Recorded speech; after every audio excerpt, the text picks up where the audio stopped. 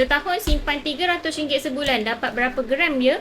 Okey, jom kita kira sama-sama. Hari ni harga emas RM611 untuk 1 gram. Kalau bajet RM300, ikut harga emas yang ini, kita akan dapat 0.4910 gram. Harga emas berubah setiap hari. So, setiap kali kita top up emas dalam account Gap, gram emas ni kita akan dapat berbeza. Nak senang kira, saya akan kalikan ni dengan 12. Kita akan dapat sekitar 5.892 gram emas. Ini hanyalah anggaran. Jadi lebih, boleh jadi kurang. Pengalaman saya, target nak simpan 100 gram sebulan. Tapi hujung tahun, boleh ada lebih daripada 1 gram. Bukan sebab kita ada duit banyak sangat pun.